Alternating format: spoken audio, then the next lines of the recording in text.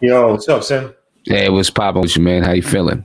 Chilling, man. Chilling, man. The big day, the big day, the big day's tomorrow. But we've been Yeah, man.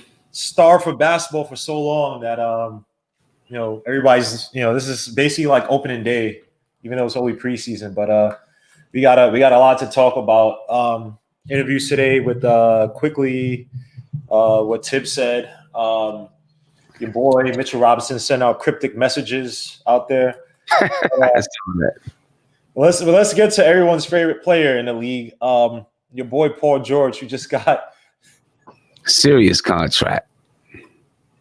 this guy, man. Paul George to me, I think he's one of the funniest guys, man, because he's so naive about the surrounding. What did he say today on Instagram? Something like, "Oh, I'm ready now." Something stupid. Whereas, like, dogs, why weren't you ready last year? But they gave him I think it was a 5-year deal for 190 that could reach up to 226. Right. For a guy who I think is more like a 2A player. I don't know if he's even 1B anymore because he didn't play second fiddle well in that series when they needed him. And also remember, Kawhi Leonard is a free agent essentially next year because he has a player option. So they might be looking at like Kawhi is most likely going to be out if we don't at least get to the Western Conference Finals. Right. Let's try to shore it up and keep a star because again, they don't even have first round picks. This team is barren for the next few years if Kawhi Leonard leaves and Paul George's pandemic P versus playoff P. Right. Which playoff P he's never been. So of course, you probably discuss it as well. But how do you feel about this? Well,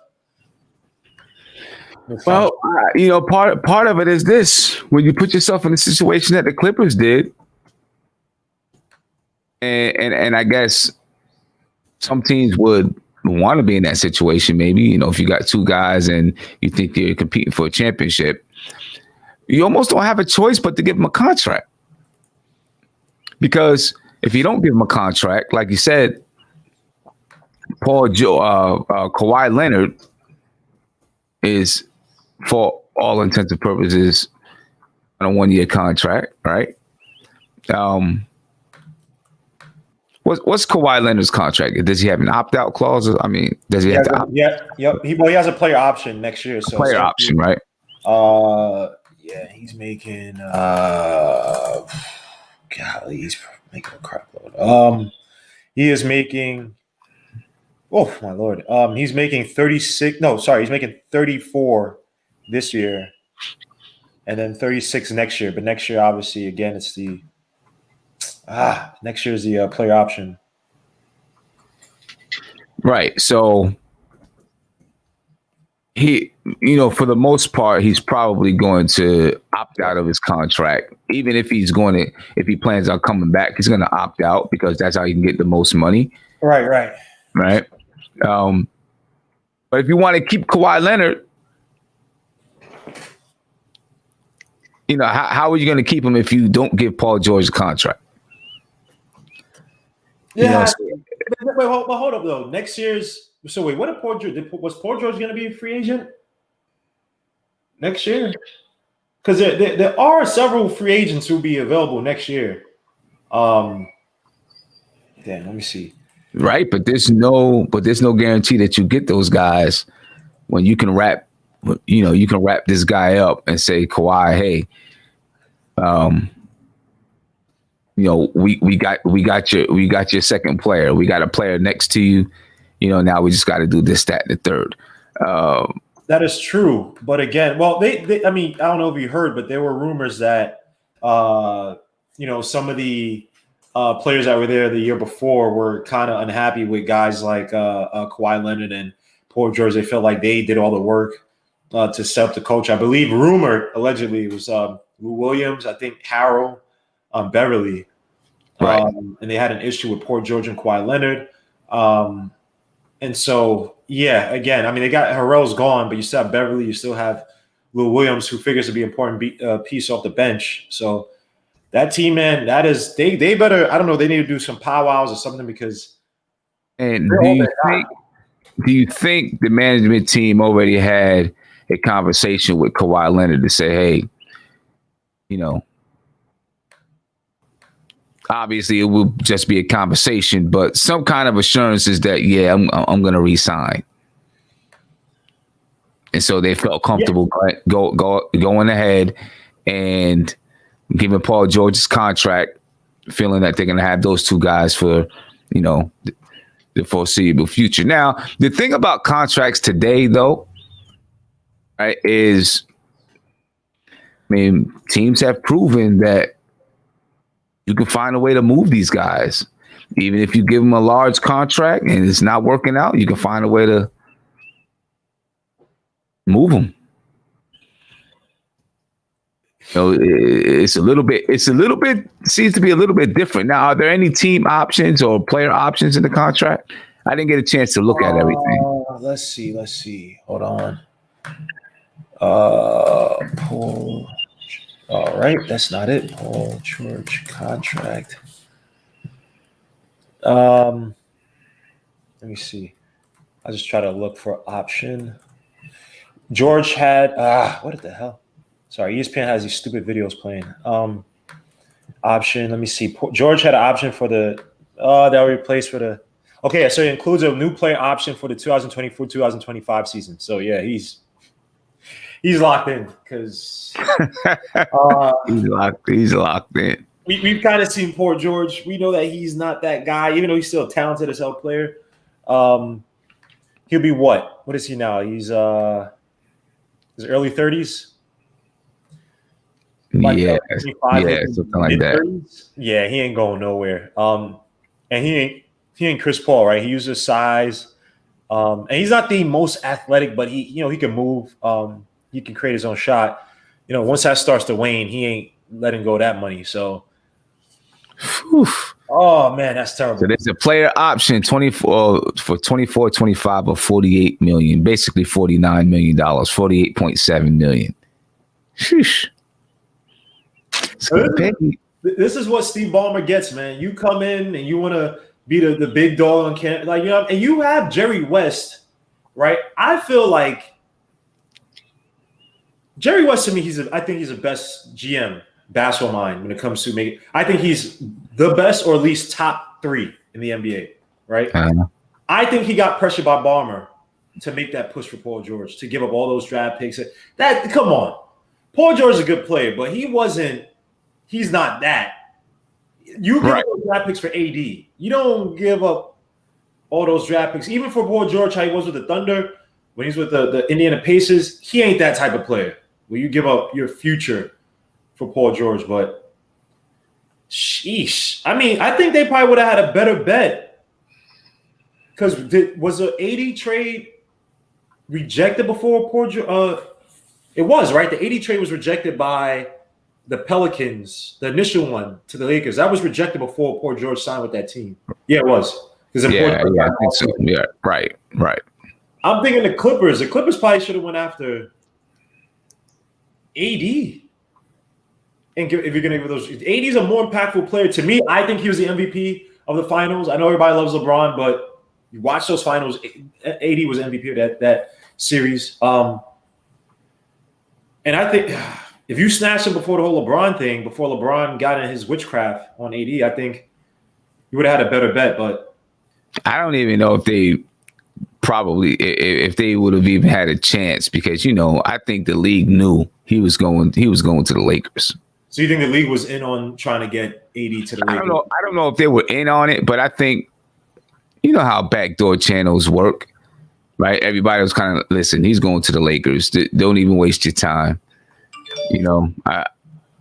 It seemed like it was that way with AD. Look what happened to Chris Paul. Man. That Chris Paul move had to have been one of the dirtiest moves I've ever seen in the NBA pool, man. That was disgusting. But yeah, the Clippers, man. There's a reason why they're the Clippers, man. That's all I'll say, man. They are the Clippers. One of the and people talk about the Knicks. The Clippers have had more, relatively speaking, had more success recently than the Knicks.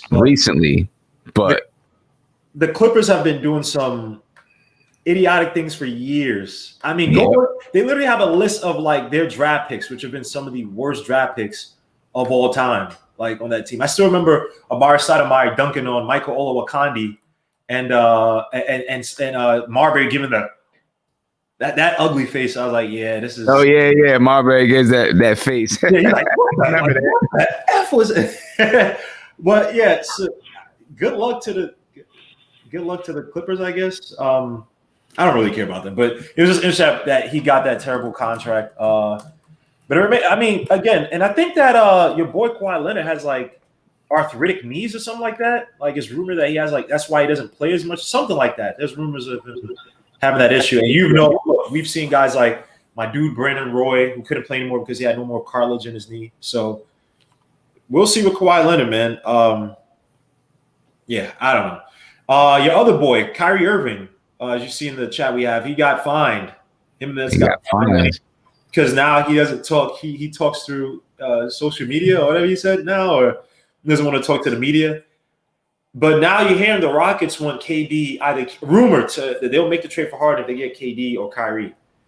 KD is, he's Terry Cloth soft, but at least he's not this bad like Kyrie. Do you see that trade happening where Brooklyn's like, you know what, the Kyrie experiment ain't working out like that. We got a guy in Dinwiddie that can run point, and he's budding. He's a budding player, a good player on this team. Takes better to coaching than Kyrie. Let's get a James Harden. Try to have him probably play more ball. But let's just get James Harden in the building. James Harden, Kyrie Irving, Dinwiddie, Jared Allen. They got this kid, this really good perimeter defender from the Pistons. I can't remember his damn name. I was listening to a podcast yesterday. They might the Nets might, and I'm not saying they're gonna be great, but they might have a team. And Kyrie Irving might be the guy to possibly be holding them back. Do you think that they make that trade? You think that you think the Nets get rid of Kyrie? Kyrie can go, man. As much as, but would it be with Houston because they just brought in John Wall? Oh, I forgot about John. Oh man, I feel bad. Sorry, John. Right. So I forgot about the so I don't see it being with Houston. But hold up, Houston did bring in John Wall. They did bring, so they might be dumb enough to pull a Timberwolves, Ricky Rubio, and Johnny Flynn move and get two mercurial point guards and try to force them. Now, obviously, probably won't be as bad as Timberwolves. I forgot about John Wall. I apologize, John Wall. Your name is not really in the hemisphere as much because you just didn't play last year. But I forgot about John Wall.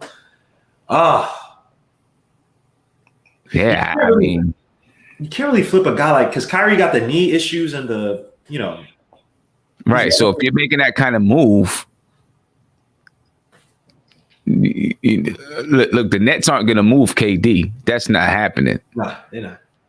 Right, they're not going to move KD, and I don't know if KD has a no trade clause or not. But if he did, he definitely is not going to Houston. I don't think. All right. So he also mentioned the Bucks, right? He mentioned a few of the teams, right? Yeah, I mean now it's kind of like it seems like he's mentioning teams to try to get somewhere because he can't get the way he wants to go. So he's like, I got to get somewhere. So it seems like he's just mentioning teams to try to get somewhere now. He's just for any team. Oh wow, this is. The way it's going with James Harden, it feels to me like maybe there's not even that much of a market for him. Then, if he, look, if there's to me, if KD said the only team I want to go to, if he was in Houston or Warriors, whatever, said the only team I want to go to is Brooklyn. Brooklyn would find a way to get him, right? Because, hey, that's Kevin Durant. James Harden, I want to go to Brooklyn. And Brooklyn didn't really say, hey, we're going to try to find a way to make sure we get James Harden here. And then you heard Philadelphia. Then you heard Philadelphia come out and say, truth or not, we're not moving our two young guys. Right now, all of a sudden, you hear Milwaukee, you hear Miami. It feels like now everyone's like, no, we're not going to do it. No, we're not going to do it. So he's trying to find a place to get to. And I don't know. I don't think these teams want James Harden like that. Especially the fact that his game style is just Yeah. it's a coach killer. You know what I mean? A coach is going to be stuck like, all right, I have to adhere to this garbage game, but because he's talented, don't get me wrong, he's very talented. But yeah, and salute to proper middlemen and all the other guys who just joined the channel, man. Salute to you guys. Yeah, I think Harden again. I think he shot himself in the foot just with the way he went about things, and that makes people analyze your game a lot more, right? Are you a winner? You know, how much trouble? Because obviously your contract and who do you have to give up for you, right? A team like the Bucks, obviously you probably have to include a guy like Middleton, because Middleton's making like 33. Giannis is making high 20s, I believe. Then you're trying to appease Giannis. Does he want to play with a guy like Harden? Does he want to stick with a guy that has chemistry with Middleton? You know, yeah, it's tough. And a guy like Harden, dude, this dude's going to strip clubs when, you know, the whole, you know, things are going on in the world right now where, you know, protocols are in place and then coming back to the team and you're doing this to a young coach and Silas is just he's not worth the hassle, man. He is not worth the hassle. So he's getting what he deserves, man. It's better for him to try to fit in with that system with Houston, play the best of his abilities, try to play more ball, try to accommodate the coach, which means try to buy into the system. Yeah. Good luck to that crap. I don't know what's going on. That guy, man. I don't know that. Yeah, right. That guy. Pissed. Like it's like, I don't want to hear about. I don't want to hear about an NBA. James Harden is a superstar. I don't want to. The only people who should be given superstar level is that when they come to a team, they're elevating their teams to the finals. I'm not saying that they have to put in a bum A team. They elevate. I don't. We give too many. We give the moniker of superstar too easily, and then this stuff happens, right? I don't want to hear it anymore. There's only a handful of guys that are superstars. Let's chill. There are guys who are high level stars, great, good, really good players, but come on, man. So let's get to these Knicks. So obviously tomorrow is a big night, 6:30. Sim and I will be covering the game on some joint. By the way, my OBS is so close to being done. It's a freaking hassle. I don't know how Sim did it, but I guess Sim maybe Sim had some help or something because I don't know. OBS is a freaking beast, but we'll be covering the game tomorrow, starting at 6:30, and there are a lot of things to go over, right? So first and foremost, Thibs comes out today, and he mentioned players' conditioning. He said that the guys have been impressed with. He said this quick when they asked him questions, so it seems like it's been on his mind. He said Obi Toppin came into great shape. He said Emmanuel quickly. He said Sim's favorite player, Kevin Knox, and he also mentioned Julius Randle, Sim's other favorite player. What does this mean that these guys will get, you know, some looks at the starting lineup? Not necessarily for tomorrow. Tomorrow, I think a lot of guys are going to get minutes, period. But, you know, if these guys look okay, are any of these guys going to get major starting minutes? I can see Randall getting it. Obviously, he's a veteran. Can pick up some things in the system probably a little bit quicker than some of the rookies. But obviously, Obi Toppin is a guy they drafted. Emmanuel quickly, I think that I won't say enamored with, but I think that he likes the fact that this kid is a shooter. Looks like he's a hard worker. And then obviously Knox is a guy with a lot of upside to these guys. They think that, you know, the attitude is there. They like where his mindset has been after the summer. Work with Obi, getting the right conditioning, probably going through his game and dissecting it. So, you know, how do you think that comment, you know, does it mean anything? I mean, they asked him, you know, did anybody stand out as far as being in shape when they came into camp? And, you know, then he mentioned those guys. So I don't really think it means anything as far as, you know, who's going to get the most playing time. I think, you know, coming into training preseason, you know, he's going to be looking at it. I wrote an article on NBKFam.com about, you know, how this first preseason is like the first corner of a puzzle, right? And he's just going to be looking to see where guys fit, who can fit together. I think there'll be multiple iterations of the lineup before he settles in on, you know, 9 to 10 players that he's confident putting out there on the floor every single night. Now, what it does do is make an early impression on the coach. Right. OK, these guys, either they took what I said to heart or this is just the way that they prepare themselves. One of the two. Right. And they came in ready to go in great shape. So I think it makes that first impression. But I don't think it's going to determine whether or not these guys get any extra minutes or extra time on the floor. Yeah, I just think it makes a first impression on the coach. Now, I think the first impression thing is definitely important, especially with some of these younger guys who, in his eyes, may be improving. For a guy like, now, you had your boy Mitchell Robinson come out and put a cryptic message on social media. We don't know if this is basketball. We don't know what the hell it is, right? But could this be a sign that maybe the coach is leaning towards starting a guy like Nerlens Noel over this guy? Because you're talking about, no loyalty, whatever. And it seemed like he might be on the back burner a little bit. Just from what we've seen, right? It could be all to try to hype him up to, right, build up or to, get his game up, right? To make him take it a little bit more serious and be more competitive. What do you take by that message by Mitch Robinson? Because, again, professionalism is an important thing. And professionalism means not going to social media and voicing everything like it's a soap opera. So Right. So hopefully that has nothing to do with the Knicks, but you never know. You just never know.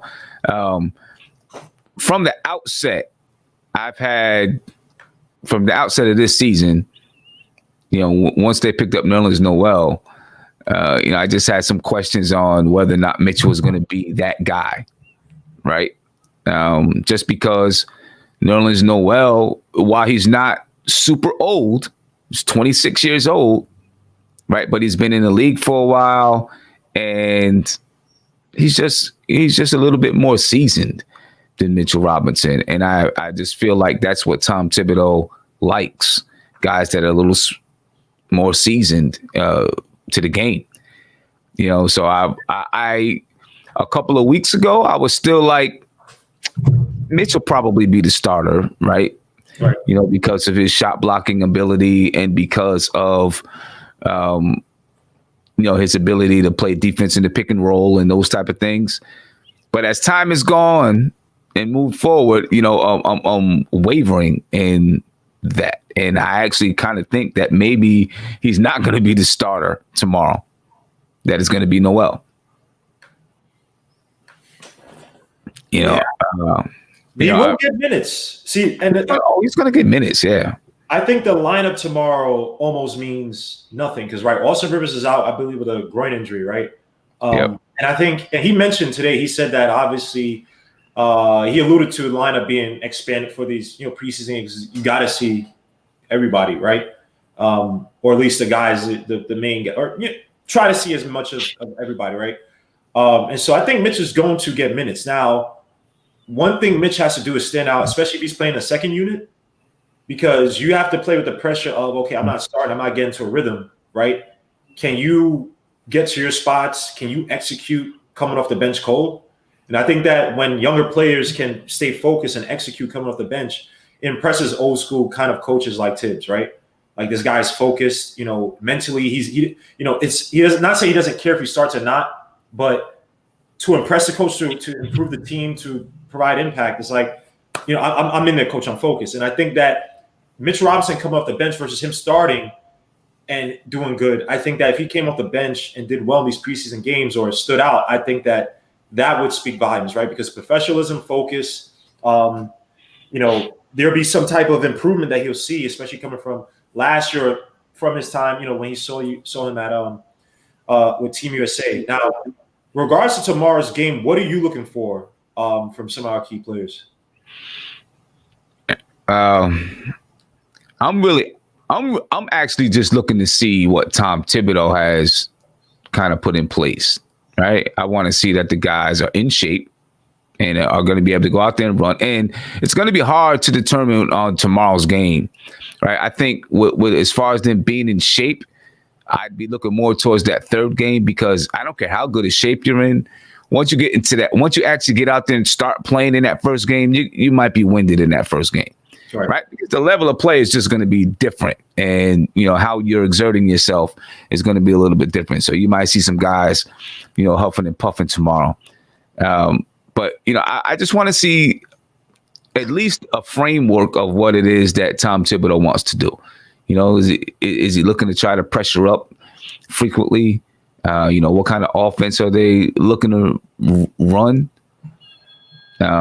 get an idea of what they're trying to do with the lineups. I know, the lineups, these 4 preseason games aren't going to mean anything. And like he said, he probably won't really have a lineup until, they get into, some games into the season, right, before he settles in on a lineup. I do believe that.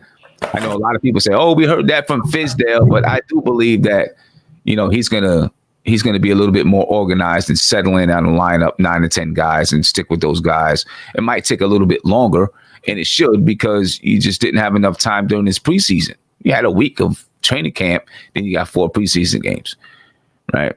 So I'm looking to see the guy, see a framework of what Tom Thibodeau wants to do, and just see the guys if they're playing hard and hustling and trying to do certain things out there, right? Because even if he has a framework of what they want to do, they're not going to get it. They've only had a week, right? So they're not going to have it down pat. Maybe some guys understand and be able to do a little bit more, and then maybe some guys won't be able to. So I'm just looking to see the framework of what they want to do. I'm looking forward to seeing all these guys who spent these summers and all this stuff shooting. So with Frank, I'm looking for an improved shooting form. By the way, Bodega Wi-Fi, wherever you at, because Sim is here. And I vividly remember talking to Sim about Frank's jump shot. And I remember talking about Frank shooting the ball with kind of like the two-hand thing. Before, he used to kind of like almost guide his hand a little bit too much. Because Bodega Wi-Fi said, I like this jump shot. And I'm like, I never said I like this form. So I was going to have you, Sim, if you remember that conversation we had on one of your shows where we were talking about his jump shot. And I think that you were talking about, I think we had the same qualms. I don't know where Bodega Wi-Fi got it. Because I remember me saying that, he kind of shoots with both hands. And that kind of, you need to have more of the flick, right? Nice control versus 2 hands is too much margin for error. And I think you alluded to that too. Do you remember me ever saying that Frank had a good form, or like his form was? Sheesh, I don't know. I'd have to go back. We've had so many discussions. I don't know. I mean, I can remember you breaking down his form and talking about some things that he should do better. Yeah, I can remember that. Bodega Wi-Fi, wherever you have, man, salute to you. But you might have another show or something, or another Sim. I don't know what you're watching, but I know for a fact I didn't say. And I remember Sim talking about the same thing too, because I think it was it middle of last season? We were talking about. I can't remember when we were talking about this, but we both. I think Sim, you played a video. You may play like a clip or something, and we're both like, yeah, he has to. There's just too much margin for error for a shot. So, you said, don't act up now. What's funny, man? Sim, you gotta. And Sim is a night owl. Because I am. I'm telling you that. He said, stop lying. What I said was, you said free throws was a good. Oh, okay. No. Okay. That's 2 different things. So when I was talking about Frank Lee in a foul shot, yes, I agree with that 100%. Yes, I did say that. Where if you're shooting a free throw, right, that means that it's usually a good indicator that you can hit shots, right? But Frank does have a lot of stuff within his shot that he needs to work on. When he sometimes loads up, it does look a little janky, right? He looks a little like when he loads up to shoot. I'm not talking about from the foul line, but from the foul line, the form is fine. Like I know he doesn't take enough foul shots. Only gets his foul rate is 17.7%. He only averages 1 foul shot a game. But yes, shooting at the free throw line is usually a good indicator that you can make shots. Like guys who don't shoot well at the foul line. So I agree. But you didn't say that last time, Bodega Wi-Fi. You got to clarify yourself, bro. But I did say that 100%. But I tell you what. Watching, his shot, the flick of his wrist looks a lot tighter. I always felt it was kind of loose, like he just kind of let it out there and dangle a little bit. It looks tighter. The L in his elbow looks a lot tighter. Mm-hmm. We'll see if it comes through in the game, but it definitely looks tighter. Yeah, I saw the one little clip that the Knicks put. And suit to you, drip more. Bass Coots, that's a crazy name. Sutanelli Nell, man. Please, if you guys haven't already, I'm pretty sure you have. Please subscribe to NBK. I also put the website NBK Fan. We got people like Sim Evergreen wrote an article, and of course my chair goes down as I'm talking. Wrote an article destroying some of these Knick writers out there. So please go check out NBK Fam. Again, I put the link for you guys to check it out. But yeah, with Frank, I agree with you. It's just not as compact. Like, how can I put it? It's like his body kind of is like a load up. It's not. It's just, when I look at good shooters, right? Like obviously Ray Allen was one of my favorite shooters growing up, and everything about it was just so compact, right? The jump, the flick, it was just perfection. And so that's why I base a lot of it. Obviously, Frank's not going to shoot like Ray Allen. The form is going to be different, but you want everything to be compact. You want the jump to be strong enough because a lot of your jump shot, not saying obviously using your arms, but a lot of your jump shot comes from the lift, right? Because once you're in the air, it comes down to the flick. It's not you obviously Bird and some guys do that, Cartwright with the odd shot and stuff like that. But I just hope that he gets those fundamentals down packed. I want to see that in the game. Even if he's missing shots, I want to see him have that confidence and see that the form, because obviously everything is muscle memory, repetition. You want to see it to where it's like, all right, now it's in his brain that even when he's shooting, he's not going back to previous habits, right, that he had before. Same thing with DSJ, who I think is going to be pivotal for him to show out. Because like I said, me personally, I think Miles Powell might be the guy that might be on his butt, because Miles Powell to me, the same size, 6'2", guy, and he could get to the basket. He's not as explosive, but I think that he can get to the basket, at least from what we see in college, 4 years in college. Tibbs is going to appreciate that. Probably has a higher IQ of the game, not to ish on DSJ, but probably has a higher IQ of the game, being a leader of Seton Hall for 4 years. And so I want to see DSJ with a better jump shot, better decision-making. I want him to be more decisive in his movements. Too many times last season, you see him kind of, not know what to do, even though I will say that, at times he wouldn't get help on the floor. Being decisive with your actions, passing it off, not thinking too much and trying to say, oh, should I pass? Okay, let me try to over-dribble. And you're looking up and there's only 6 seconds left on the shot clock. Obi Toppin said something interesting today, and I'm looking forward to his defense. He mentioned that he alluded to the fact that his defense isn't up to par. And obviously you had a good video talking about his overall game. And, someone made the point that, he has high hips. And, a guy with high hips, and I thought about this because I remember in baseball, they always talk about, oh, in your bad sense, oh, yeah, he got good hips, whatever. Like, yeah, he has strong hips, whatever, because the torque, right, allows you to kind of react very quickly. And then I'm thinking about Obi. I'm like, oh, okay, that makes sense. He has high hips, and he's very like lean from the leg. So it's like that torque, whatever the muscles or the limbs are to help him get that torque, he doesn't really have it, right? So what are the things you're looking at? Well, it's defense or offense, but for me, I know it's defense. So it's anticipation and awareness, knowing who you're playing, right? Like you could do even a scouting report now. Hey, I know that such and such likes to go to his right, blah, blah. Let me play him off to the right so that even if he tried, let him try to kill me with a jump shot, right? Versus him being to the basket because I can't turn, right? So what are you looking for in guys like Obi and Emmanuel Quickly, the other rookie on the team? With Obi, all of those things as far as defensively with his footwork and his hips and I think it's going to have to come with time, right? They're going to work on him, work with him to get those type of things right, learn how to take angles.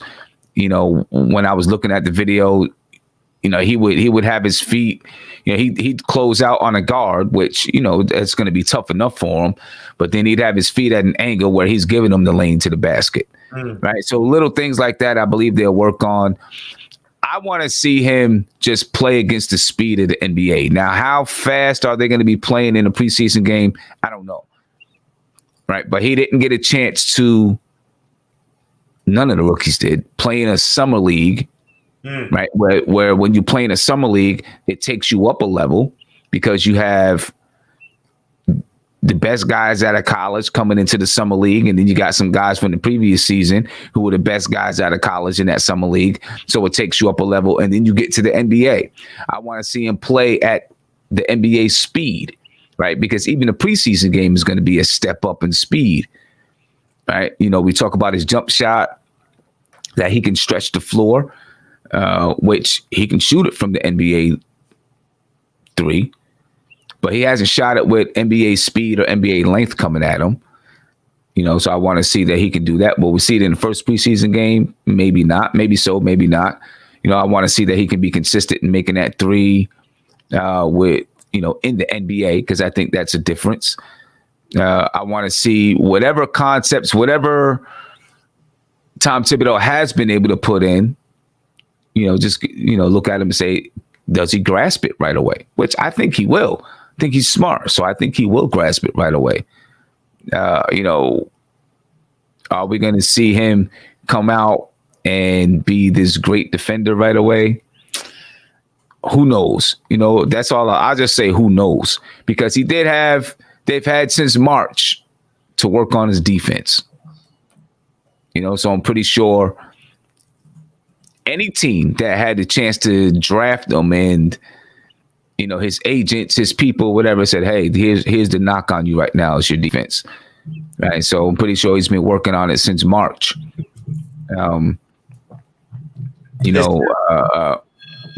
Sorry to cut you off. We have a phone call. Okay. If you wanted to help me take this, and I dropped it, but he might call back. But unfortunately, I have to get next TV to work on this other computer, the PC, because I have it on the Mac. For some reason, it's on the PC. But sorry to cut you off. Yeah. So I'm just looking to see him play against the NBA speed, right? Grasp some of the little things that Tom Thibodeau is trying to teach him. If he comes out and drops 25, I'm not going to go crazy. If he comes out and drops 5 points, I'm not going to go crazy. Right? I'm just looking to see him get his feet wet a little bit against NBA competition. So, who would you be excited if you like? Who's a guy that if they showed out tomorrow, you'd be like, oh crap, what the hell? Who's this guy? Where did he come from? I don't know if I'd be excited if any. You know what? I'd be excited if one of the guys that like Miles Powell showed out and had a really good, big game. If Ignaz Brazdeikis had a really good game, right, and showed out, I would be excited for those guys. Anybody else who already has Iggy has a guaranteed contract, but he could be on the fences. I don't know. But any of the other guys, I'm not going to be excited if they come out and have, this kind of game or that kind of game, because we've seen them have it before, except for the guys that are rookies, right? We've seen them have it before. But those guys, if Miles Powell came out and really impressed in that first game, then all of a sudden it's like, hey, we might have a guy that you got to think about cutting somebody, right? So I'd be happy if those guys came out and played well. Frank came out and scored 20 points. I'm not going to be like, oh, my God, this is it. Because, we've only seen him score 20 points one time in his career, right? Yeah, you might have to take that back. If Frank scores 20 points more, people be like, oh, thank God he's finally but we've seen Frank score 17 points and then the next night score 3. So, right. The Frank situation. Let me not say Frank is annoying. The Frank situation is annoying because look, I get on Frank about the fact that I wish I would have seen more from him. I did like the fact that he wasn't more aggressive, but I wish that Frank had just when he got drafted. I wish we just would have just played him that whole season, get his NBA confidence up, and then next year, then you see the slow development. Obviously we had terrible coaching, but a guy like Frank, man.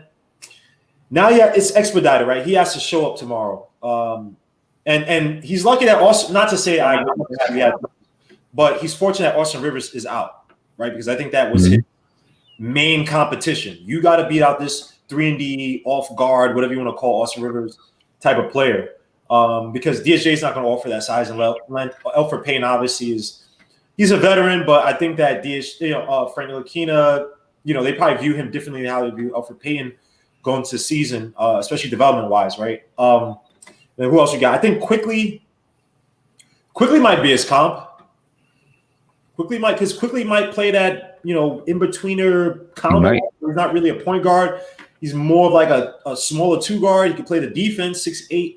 And this guy is shooting, he could – Tom Thibodeau's talking about his shooting now. This guy's a rookie. And I say that Tom Thibodeau might not be putting on, a little bit of max sauce, to make it, hype the kid up or whatever. But he seems to be impressed by this kid.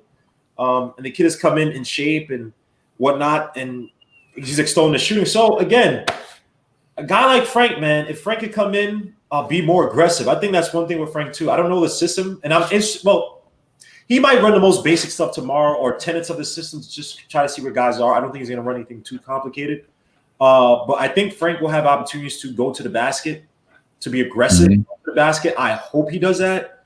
Again, I hope he has some type of move, a shimmy, something. Because, hey, Cade Cunningham ain't fast or that quick, but he finds a way to catch you off guard. So, Frank, if Cade Cunningham, obviously Cade Cunningham his talent is way above, Frank. But I'm just saying for Frank, man, you got to find a way, whatever it is, man. I'm hoping. I'm hoping these guys could do it. But tomorrow will be interesting. You mentioned Iggy. Iggy's an interesting name. Now, Iggy's a tweener, right? He's not fast enough for the 3, not powerful enough for the 4, right? But we've seen threes in this NBA game or guys who have morphed into solid 3-and-D players.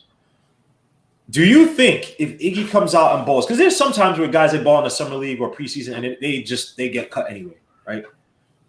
Do you think that Iggy would have a real chance if he balls out in this preseason to make the team? Especially with the dearth at the 3 position, because Knox, obviously, he's still a question mark, right? Knox can come out and ball out, but if Knox is just giving you his good performance, but Iggy is like, yo, who the hell is this guy? He wasn't brought in by this regime. I don't think he's CAA. He's from Michigan, right? So no CAA, no University of Kentucky. So it's 2 strikes against him. Do you think? See, Frank would probably have it made if he stayed with CAA. Hey, if Frank took a summer course at University of Kentucky, he would be. Yeah, you know what I'm saying? Take online courses, you know what I mean? But do you see a guy like Iggy, who, again, he's shown out in the G League, but when he had his little spurts in the NBA, wasn't that impressive? Do you think he has any spot in the team? I don't know. I don't know. Come on. See, the thing is where he could possibly fit at that 3 is where we really have a hole, right? We have a hole there, but is he the guy to fill the hole? Probably not. I don't think. He can shoot the ball, so you need shooting on the team.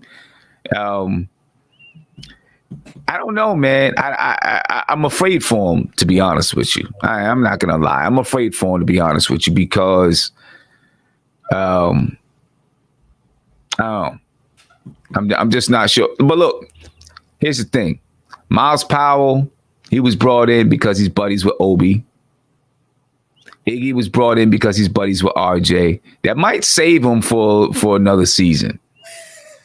Might save him for another season. Wow, this is weird. Yo, this is weird, man. Because I feel like even Thibodeau might be like, yo, what the F? Like, dude, why are you getting this? Get me, I'm not saying he doesn't like these guys. It's like everybody, the Exhibit 10 guys and these. It's like they're all University of Kentucky and, suit to Die Hard Knicks podcast. They're all like these UKCAA guys. And I think that, again, me personally, I think that there is somewhat of a soft tank where it's like, let's just build out the system this year. Let's not try to pull the Hornets, right, and get a Hayward and try to win now because it's not a win now team. But let's build the system with veterans.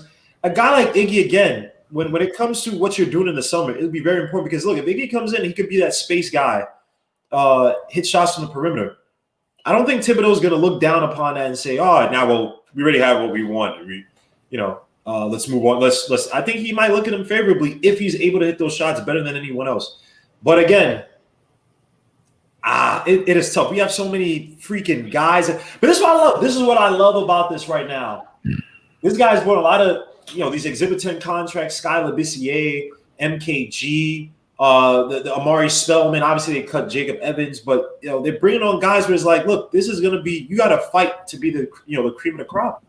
Yeah, elevate your game. So if you're coming in and you're not coming in shape, or Mitch Robinson, your footwork's not, because again, you look at I'm not trying to look ahead to the draft, that like in that sense, but Tom Thibodeau's not married to Mitch Robinson. He might say, okay, Mitch, right, whatever, we'll keep Nolan Wells, and if it falls down that ballot, we got a guy like Evan Mobley next year. If he falls down, if we say we don't get Jalen Greens, whatever, we'll try to see around a guy like Evan Mobley, right? So, or even another guy that might have some interest in Tom Thibodeau because he could space the floor as a big guy, Amari Spellman.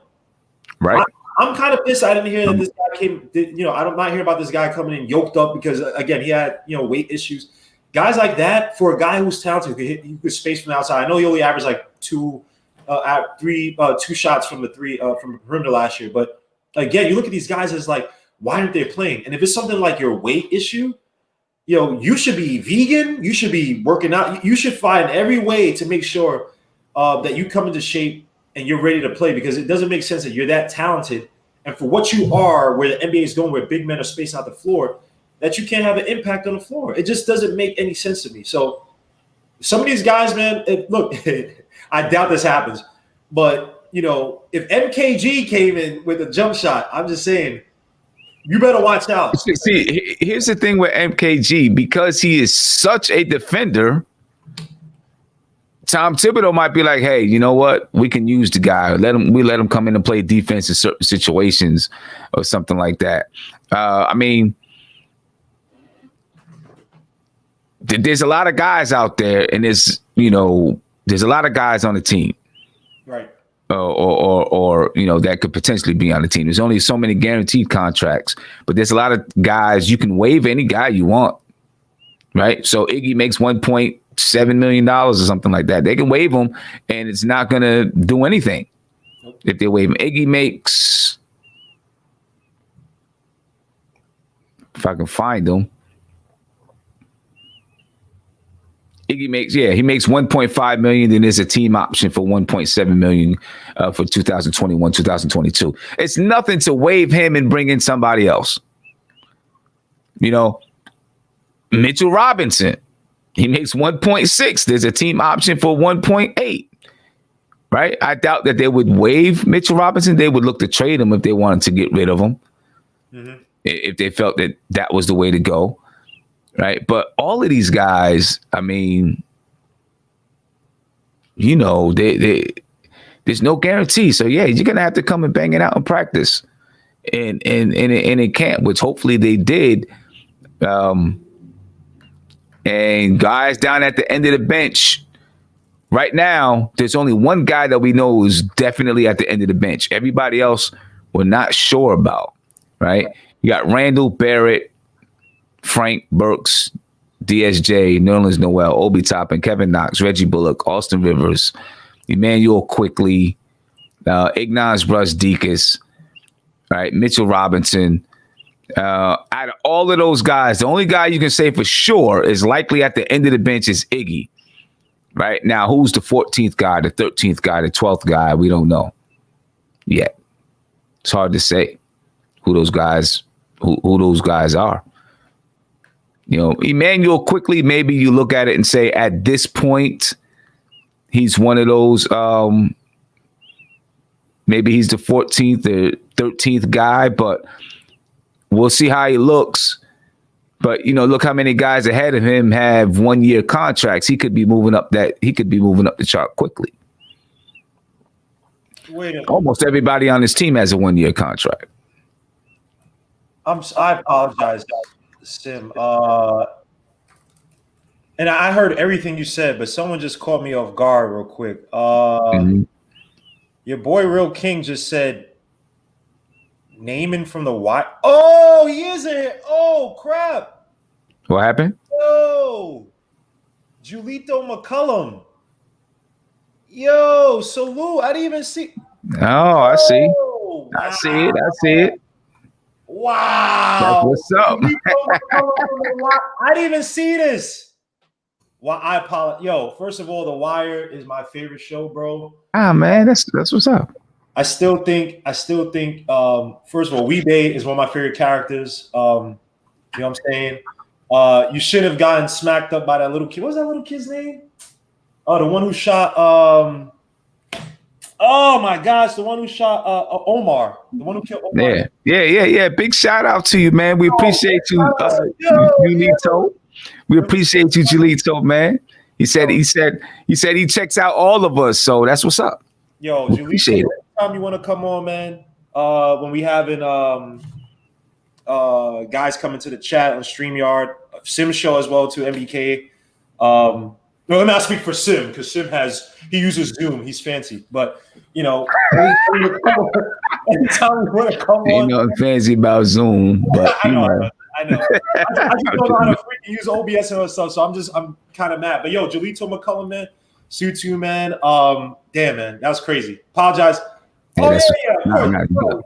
And tomorrow we'll do it, man. I guess we'll be joined. I don't know how it's gonna work tomorrow. So of course I'm gonna have some guys in the Zoom, right?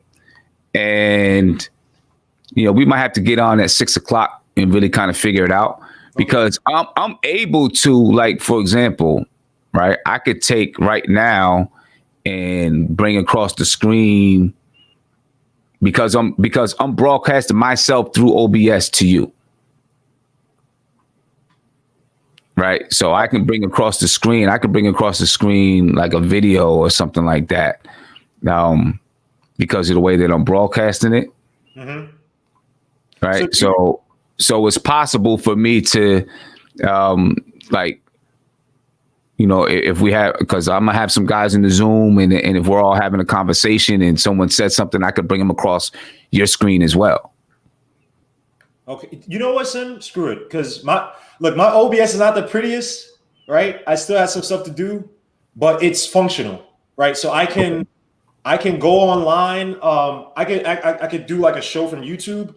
I got the chat. I could put a chat in there and everything. So if I did from OBS, right, all I have to do is just, because I would be able to broadcast, say, from my stream, but I'll be able to join your stream via my OBS, right? Correct?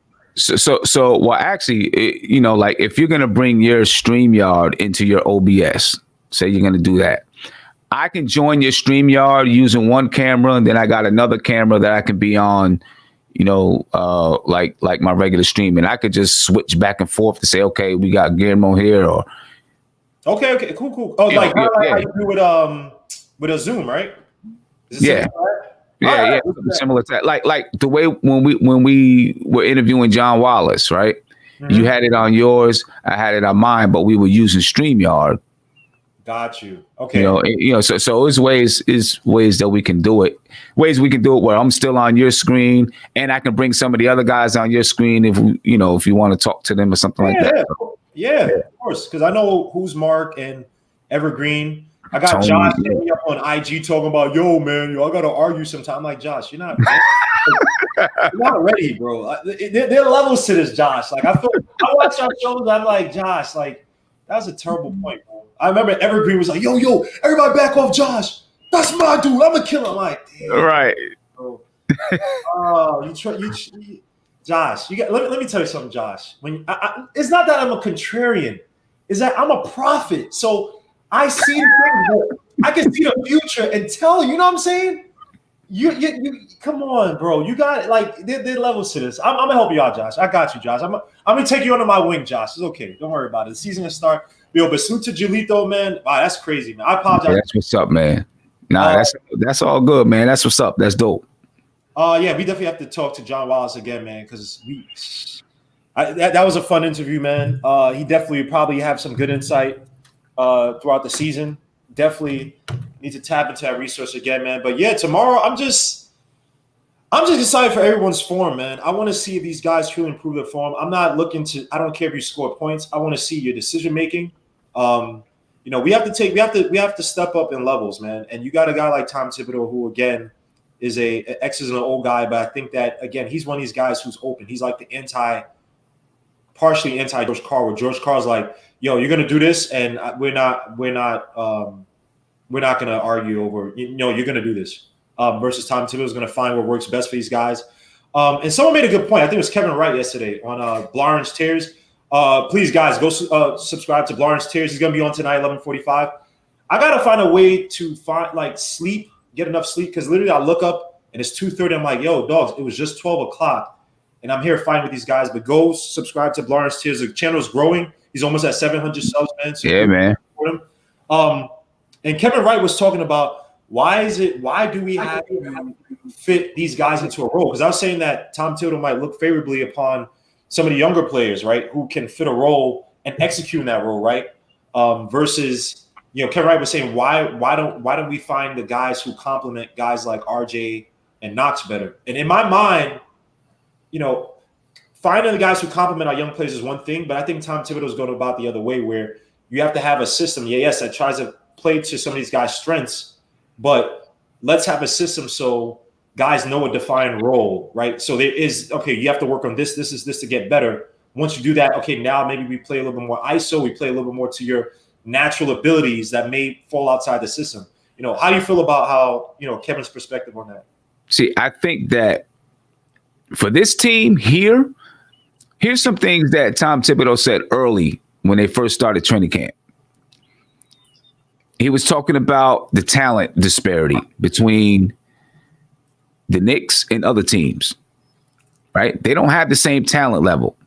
So they've got to play a different way. They've got to outwork everybody. And you've heard some of the players talk about the same things, right? They got to outwork everybody, and they got to try to be smarter than other teams. And that's how they got to play. And I think one of the ways to do that is by giving guys roles and saying, this is exactly what we need you to do. Yep. Right. We need you to be a rebounder. We need you to be a defender. We need you to knock down threes. And some guys may have multiple roles, right? But this is what we need you to do. Give these guys something to do, right? And then that's what they work towards throughout the season. And be a star in your role. Whatever your role is, be a star in your role. You know what I mean? And I think that's the way you got to do it with this team, because you don't have any superstars. Mm-hmm. And you get everybody learning to be a star in their role, and then that's how you can fit pieces together. And then when you do get a guy that either develops into a superstar or is a star, everybody still kind of knows what their roles are, and they know how to be the best in their role, in their position, while the stars can do the things that they do. So I think with this team, if you're going to have any level of success, it's not going to be allowing one guy to try to, here's this guy and we're going to build around this guy and we're going to put pieces around this guy. We don't have that guy, in my opinion. Right. I agree. At least we don't know it. Is RJ going to be that guy? Is Obi going to be that guy? We don't know right now. And that's the thing about it, is your boy Josh is calling in. I think he wants to get sun real quick. So hopefully, oh boy, here he goes. Hopefully, let me know if you guys can't hear it. Yo, Josh, what up? Yo, Josh. This guy's not even ready, man. This is what I'm talking about, Josh. Yo, you're not even ready. Josh, what up, bro? Hey, Josh, what's going on, Josh? Josh, I can hear you shuffling. What's up, bro? He's scared. You scared? Yo, this is Josh. You there? I hear you fumbling with the phone. Where you at, bro? All right, Josh. You got 5, 4, 3. Josh, you there? All right, Josh. You playing, bro? You come on, man. Come on. This is the NBA right here, man. You still in like AAU, man. You gotta come on. I know you're scared. It's okay. You can still be my son. It's okay. Just admit that you're my son, and we can move forward. It's okay, Josh. But yeah, back to what you said. I agree with you 1,000%. And it's like, what harm does it do for you as a ball player to understand the game on a higher level, right? To understand a system, like and think about it. You talked about all the time, Sim. These guys have really not gotten proper coaching. AAU, most of the guys in college haven't gotten really any coaching at all. So I think it's up to you to advance your game. Yes, the NBA, a lot of it is just pick and roll now, kick out to the perimeter. But every team is not winning on that. Like there's right. To me, I agree, man. I agree with you 1,000%. Find the role that Tom Thibodeau wants you to be good at. And that's why he said what he said about Mitchell Robinson. Hey, all that 3-point stuff is cute. I think that's what he's trying to say. Like, oh, yeah, that's great. Let's work on your fundamentals. You getting to the cup, to the foul line. Then, if you get to the foul line, say you're shooting 4 or 5 attempts a game, which will rank him high amongst with Cad and Gobert, all those guys. And it's like, okay, now let's expand your game like how Bam is, right? Bam doesn't shoot the 3, but he can shoot the mid-range, the floater inside the paint. Make you more of a complete player that way, because just having you chuck threes from outside like it's, Fun Time USA basketball, like, dogs, this is not How's that conducive? You know, I mean, it Right. can if you're that dynamic of a player, but you're not AD, you're not Cat, who he did work with the Wolves, and he did have him split out to the 3-point line when they used to run the horns play and stuff like that. But, you know, again, fundamentals. And to me, this is why I say, not to say I don't want the young kids to do, because I understand. I come from the same school of thought that these guys have gotten poor coaching. But it's almost right now, it's no excuses anymore. To a certain extent. It's time for you to shine. You got the right coach. He's doing what you need to do to be successful. And it may not be going out there and scoring 20 points a game, Sim. It might be, hey, Mitchell Robinson, give me – all right, hopefully this is Josh. Hopefully, Josh, this is – yo, Josh, what up? Oh, my God. Josh with this Obama phone, bro. It's 2020. Josh, what up? Hold on. He said, I'm trying to get on, but I didn't hear anything. We can hear you now, Josh. Can you hear us? I can't hear you guys if you guys can hear me. Hold on. Give me 2 Yeah. seconds. Hold on. Hello, can you hear me now? Should be able to hear. All right, hold up, Josh. Hold up. Sound preferences. Why can't you hear? Hold up, Josh. Can you hear me now? Hello, can you hear me? I can hear you, Josh. Can you hear me? I can hear you. What's going on, guys? What's going on, Josh? What do you want, man? Why? What do you want to get sunned, bro? I haven't sunned you yet, man. You be on MBK, bro. You know, I let you be over there, man. Like you trying to do your thing, but some of your takes, man, it's just like, come on, man. Come on. What do you? I mean, first of all, I gotta say that no one suns me. Okay, I'm always right. Okay, that's number one. Number two, I feel like a lot of the Knicks fans really don't understand my point. So I have to be really clear about what I'm talking about. And it just comes from a perspective of wanting the team to be winners. Like, what's wrong with that? What's wrong with wanting to win games and wanting to be successful? I don't understand that. I feel like we're like so obsessed with losing and this participation trophy kind of mindset. I don't understand what's wrong with that. Hold on. Maybe you can enlighten me.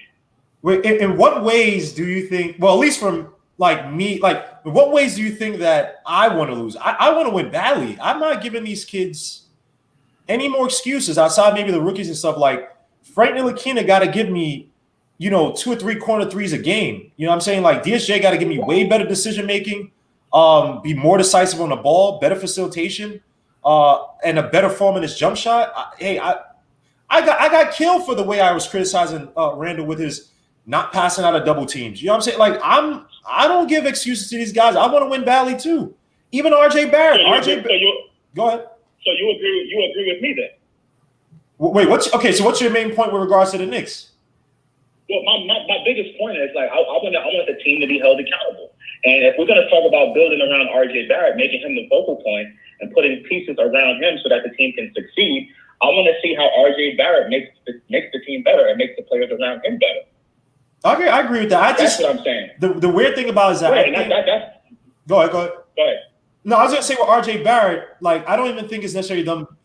So with RJ Barrett, it's not them like necessarily being around like, oh, he's a star player. I think RJ Barrett represents a change in the paradigm in regards to a certain type of player that's been with the Knicks, right? A guy who's a self-starter, a guy who has a lot of confidence. I don't remember many games last year where RJ Barrett was doing bad and like his emotions, got him down, right? I've seen it with Knox. I might get on Knox. Knox is a talented player, but I've seen a lot of games where Knox would, give up an and one or, his defense would be so subpar. And then it's like when he gets an open three a few minutes later, it's an air ball or it clanks, right? It's not a nice form on a shot that we see in the second half of his rookie year. And so, again, I think with RJ Barrett is like we can build around that type of character. I think it's going to be like a gang of guys, right? Like these self-stars, him, Obi, I see that. You haven't seen with Quickly, right? I see Quickly as one of these guys where it's like, you talk about the speed of the NBA and stuff like that, but I think that he embraces this stuff. This guy came in shape. He's impressing Tom Thibodeau with the shooting. Obviously going to have his lumps, but you get these kind of self-starter guys, whether it's they have a lot of talent, high ceilings like Obi, attitude-wise, RJ Barrett, or they do a role really well, right? Which is Quickly and possibly Miles Powell as a scorer off the bench, right? A point guard kind of scorer, microwave type of situation off the bench. So I don't necessarily disagree with you. I just remember, was it last? No, it wasn't last stream. It was one stream. Evergreen came on and like, we just got to kill John.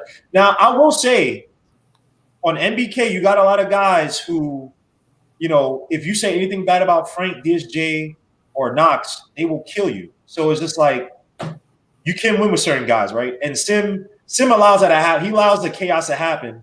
And then say after the show, yeah, I agree with you, man, but I couldn't really say Who that. allows the chaos to happen? Shoot. Because I remember when we had the Randall talk, and Sim was like, yo, what Randall could do. And I'm like, wait, what is, and then Sim was like, I've always been clear about my stance with Randall. No. He tried to make stuff up. I've always been clear about my stance with Randall. He's not even my favorite player on the team. I've said it a million times. Don't even look like that. I've said it a million times that my favorite player is Frank Ntilikina. I don't know how many times I've said it.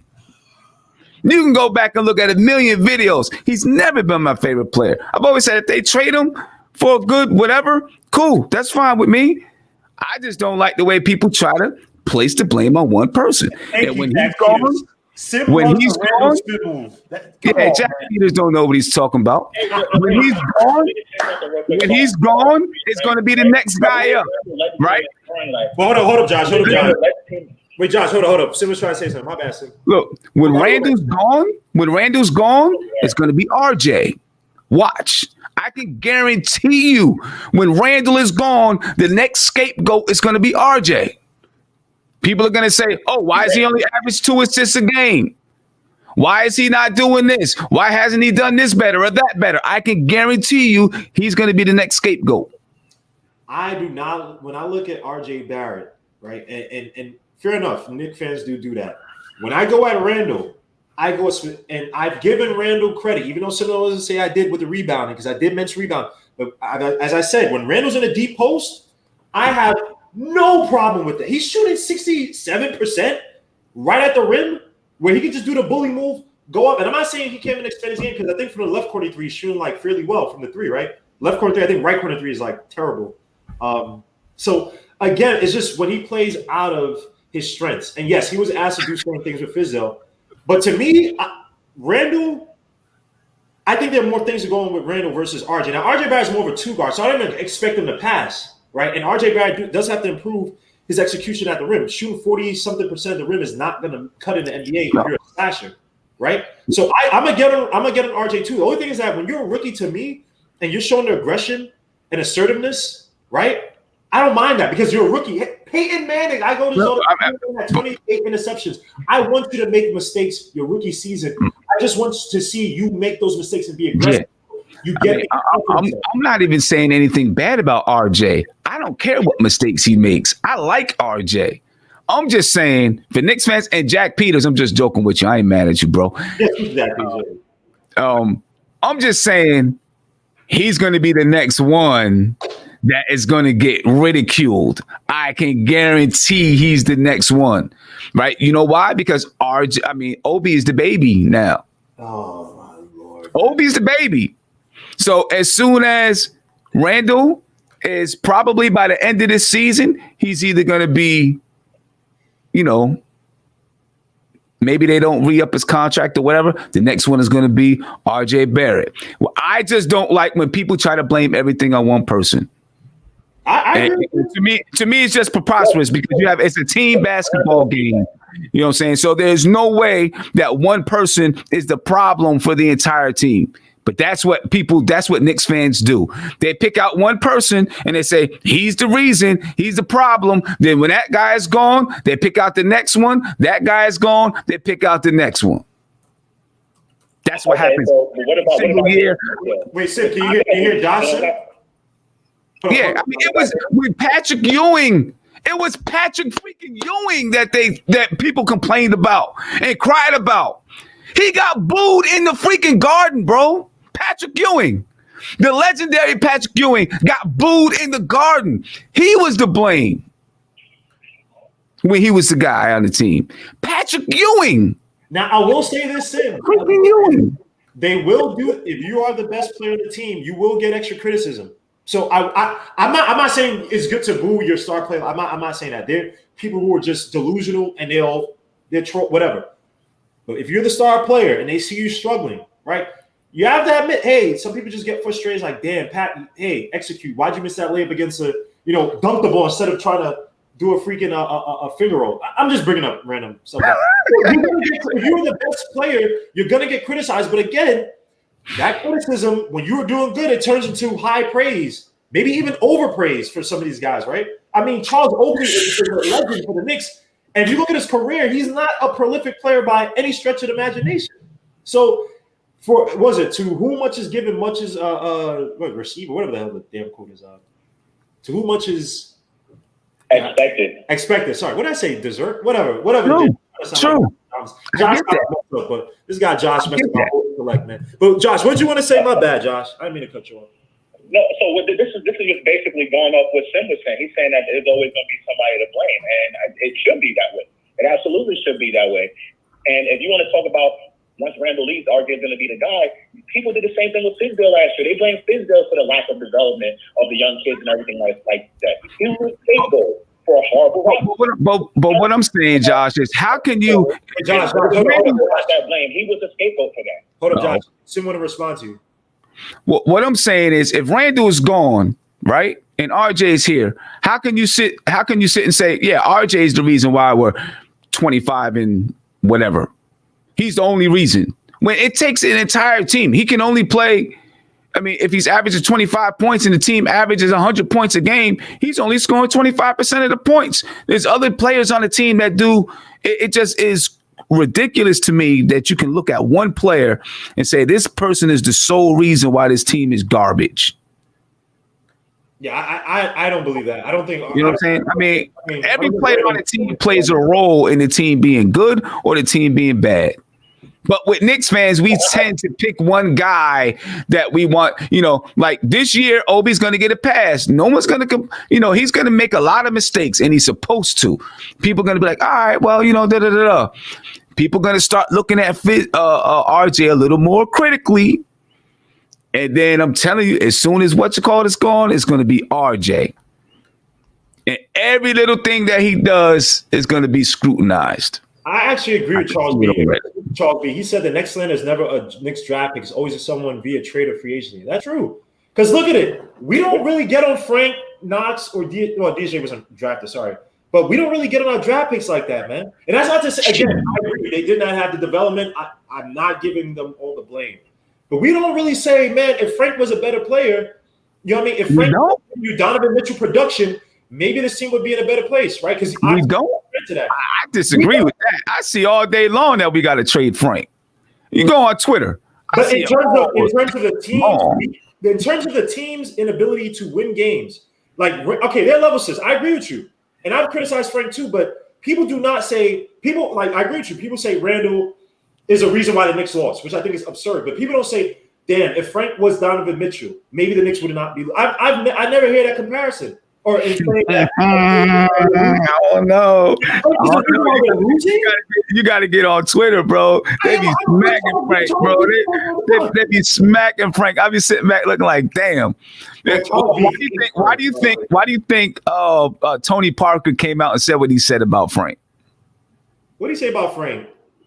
He came out. He said that I'm glad that he said I wanted to be drafted in the late first round so I can go to a team like the Spurs. Right. He said, because look at Frank Ntilikina. He was drafted and look at his situation in New York. You know what I'm saying? He was like, and I didn't want to waste time in my career. I didn't want to waste time in my career. Die Hard Knicks podcast. Thank you. The Frank Hive is strong as hell on Twitter. Frank, because they're it is the Frank. It is. But what I'm saying is, you saying that we don't come after our own draft picks. Shit.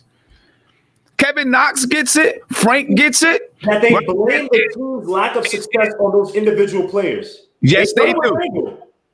Yes, they had 30 points against that Nets team. Yes, he had the final turnover. And I get on Randall, but we do not get on Frank and Knox. And they do. If Frank was Mitchell, or if we drafted, I've heard some people saying now Mitchell Robinson don't get nothing. Mitchell Robinson barely gets anything. I don't hear anybody saying Mitchell. And people say, Mitchell Robinson had 100-something blocks his first year. But I'm like, dog, he's averaging 22 minutes a night.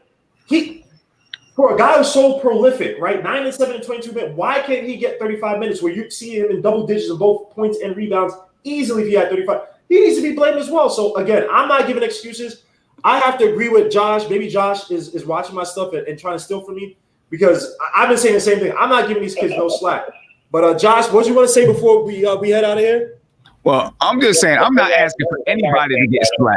In regards to Julius Randle and the hate for Julius Randle. I don't understand it at all. Julius Randle, he was pretty much paid the big bucks as a consolation prize for not, getting KD and Kyrie. The Knicks went out and they signed him because that's pretty much all they could do when no one else wanted to come here. And he became the best player on this team. Now, does that mean that, it's his fault that he's the best player on the team? No, I feel like management should have went out and they should have got some better players to come in here or had an organization where players wanted to come to. But you can't blame Julius Randle for the Knicks' problems when Julius Randle is the best player.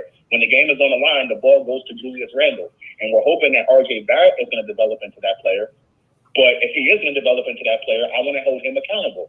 Well, when we look at Randle, once Randle's gone, then RJ Barrett's going to be the guy that's going to be the focal point of this team. And I want to put all the blame on him if the Knicks don't do well. And that's all I got to say, guys. I'm leaving. Good night, y'all. All right, man. Peace, Josh. See you tomorrow, bro. And see, I just don't agree with putting all the blame on one person. I just can't see it. Obviously, you have a player who, is a primary part of your team, but that player can't do everything on the floor. This is what I say with Randle, right? This was my major qualms with Randle because he is a talented player, right? And I spoke to you when I was first starting my chair. I spoke to you about possibly doing a video on Julius Randle and his impact on the Knicks when he was with the Pelicans, right? This is not to say that Julius Randle should come in and be, AD or Jokic, right? That's not his game. I don't, and to galvanize players, not to say that that's his always reason here, right? I was just mad at the fact that I felt like Julius Randle could have impacted the players around him. Not to say this would have been a 40-win team. I don't even think that I felt like he could have sacrificed a little bit more of his game to where, okay, maybe it's not about me producing, right? Maybe it's about trying to elevate the guys around me. And he has the ability to. That's the thing. It's not if Julius Randle was just a hard-headed guy who just could only play like a bull in a china shop to the basket, it's like, all right, fair enough. He's limited. But Julius Randle could pass. Julius Randle's not a dumb person. He's not a dumb player. No. So when you take the ball, okay, listen. But when you take the ball out of Frank Ntilikina's hand during a technical foul, right? What do you think that does to the team? Like, you know what I mean? You should be putting the ball in his hands and say, "Hey, you'll make the shot, young." Yeah, I hear you. And also, I don't know if you've watched, any of the. Well, I'm sure you've watched the what's it called stuff. They asked him about what was some of the hardest things that you had to learn from last year, right? And he said one of the hardest things that I had to learn is how to try to make my teammates better. Right. Like it's something that he looked at and said, that's one of the things that I was really trying to focus on. And I had a hard time learning is how do I put my teammates before me? Has he learned it and will he be able to do it better this year than he did last year? It remains to be seen. But it's something that he looked at himself. Exactly what you just said. Something he looked at himself and said, or maybe the coaches said to him and he said, yeah, this is what I've got to learn. But something that he admitted that he struggled with in learning, it was a difficult task in learning how to do those type of things. He said, a young player coming into the league, you could just come in and play. You don't have to worry about it, right? Because you're just getting into the league. But me as a veteran, I got to learn how to put my players before me and try to make my teammates better. And that was one of the learning process I was going through last season. Now, let me ask you this. For a guy who's on an option year or next year be a team option year, right? And they're possibly trying to move him, right? Do you think he sacrifices a game to make the team better and possibly hurt maybe his opportunity to get traded or maybe even his value as a free agent the next year? Or do you think that he plays, I got to get my 19 and 10? I honestly think if he plays the way that he's supposed to play, he will get his 19 and 10. You see, some things he's slick. That's not what I asked him. And the team could be better. You know what I'm saying? He's slick. You see how I asked him what because I didn't say in a perfect world. I'm saying what do I'm answering your question. You gotta let me get through my weeds. All right, because I gotta put a preface around it. Oh, excuse me. Right. I think if he does it, he's still going to, because the ball is going to gravitate back to him. Right? I think if he does it, he'll get his 19 and 10 and hopefully help his, his players, his teammates become better. And I think Tom Thibodeau is going to help him to realize that, and he will play Tom Thibodeau's style of basketball. I think he will. I think he will play. I think Tom Thibodeau, there's a couple of guys that I really thought Tom Thibodeau was going to be good for. One of them, I'm afraid I might be turning out to be wrong, but I hope not. I thought Julius Randle, I thought it could go either way, that Julius Randle was going to reject him and it was going to be an issue, or he was going to be really, really good for Julius Randle. RJ Barrett, Kevin Knox, Frank Ntilikina, and Mitchell Robinson. I'm a little bit worried about Mitch right now, though. A little bit worried about Mitch right now. But those guys, I felt like he could be really good for. Frank, Julius Randle, because, he's a veteran and he has that talent and he needs someone to corral it, help him corral it, and play the right style of basketball. RJ Barrett, just because I think they have a similar mentality, right? In the way that they approach the basketball game, him and Tom Thibodeau. Frank Ntilikina, because Frank Ntilikina needs that direction. Like, here's your role. This is what I need you to do. Go out and do it. And I think he can play his best basketball game. And I think Tom Thibodeau will do that. And Kevin Knox, because he needed somebody to light a fire under his ass. And I think Tom Thibodeau with Kenny Payne and those guys maybe have tapped into him. Hopefully have tapped into him. Tom Thibodeau seems to speak highly. Kevin Knox gets in this interviews full of, grinning all over the place, so he feels good about something. I felt like those guys, and then Mitchell Robinson, I thought that the seriousness that Tom Thibodeau would bring to the game, it would help Mitchell Robinson to, I just feel like he doesn't always, even in the interview, and it's funny to me. I mean, I know he's a kid, right? But like Mark Berman, they said Mark Berman is next, right? And you heard him, he's just like Berman it. He said Berman and started giggling to himself, right? It was funny because he was teasing Berman, right? I don't know if you've seen the video. He's like, he like mumbles something. Like Berman came on and he was like, he sat back. He was like Berman. He was like, I mean, like he started cracking up to himself, like there was a crazy joke being told, right? And then, the thing is with Mitch, I don't want to take that part away from him because that's him, that's his personality. But at some point, he's just got to approach basketball a little more serious, right? If he wants to achieve what he can achieve. And I thought that Tom Thibodeau would be good for him in the atmosphere that I think this coaching staff is going to create would be good for him, but I'm a little bit nervous about him. I'm very nervous about Mitch, man. This is growth. This is growth, man. You got to grow up relatively fast, man. New York, again, you had your fun, I guess, the first 2 years. Not to say he wasn't working hard on that stuff, but, the professionalism thing.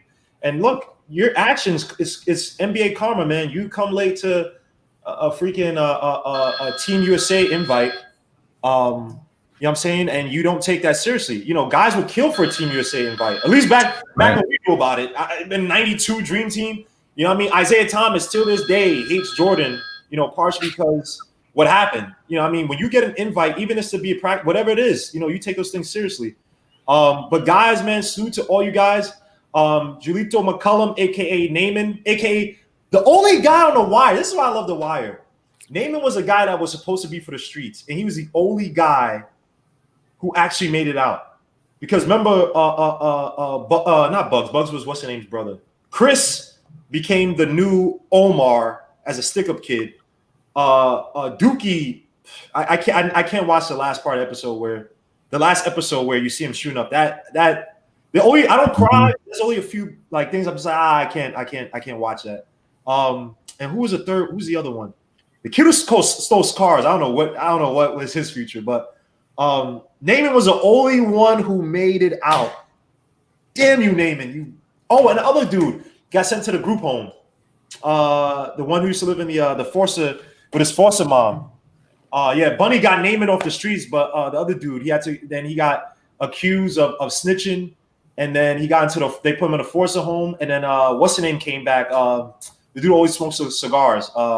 Damn, not Bunny. The detective always smokes cigars. And that detective in real life, he actually he buys people homes and stuff like that. So salute to him. But yeah, Name is the only one who made it out. So salute to Julito McCullum, man. Hopefully you can continue to join us. Hopefully you like this video and you subscribe to the channel, man, to support us. We'll be on tomorrow, NBK fam, Sim 630, to definitely cover this game. It'll be fun. So we might need to try to get on a little early so we can work out all the kinks, maybe 6 or something like that. Get it all worked out. Yeah, I can't name. I have terrible memory, but you got a couple super chats in there you might want to read off. Wait, say it again. You got a couple super chats you might want to read off. Oh, I got super. Oh, I didn't even see. Wow. Whoa, my bad, guys. Jules of Walker. I don't know what currency that is, but thank you. It looks like a lot though. It's 5,000. Yeah, yo. Those are Conans. Hopefully it's dollars. Hopefully it relates to dollars, America. Maybe it wasn't built like that. That's why we let him go. Mike and the others. The other super chat. Damn it. I had it. Hold on. Give me 2 seconds. I might be able to find it. David Time, thank you for the $5, man. My question is, if the Knicks are fighting for the 10th seed going into the bubble, would you be satisfied? Yeah, because I would. Some type of development, right? That means that Tom Thibodeau, the system's working. That some players have kind of stepped up. Oh, you said 5,000 yen. Thank you for the 5,000 yen, man. Oh, it's yen. Okay. You see. So yeah, suit to you guys, man. I'll be very happy if the Knicks do make the 10th seed tomorrow in the season. I want to see progress from these guys, their forms, what they've learned over the summer.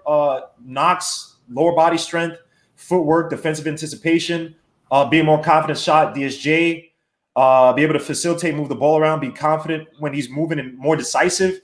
Also fix that hitch in a shot and being healthy, obviously with the back issues. Frank Ntilikina, better shot making. And by the way, Frank came out today and said that to dispel the rumors, since there's so many Nick writers who are coming out with these rumors, Frank doesn't want to play. Frank came out and said, I'd be happy playing wherever, whether it's let me see if I can find a quote. Point guard or shoot, or I think he said any guard, both guard positions or something like that, right?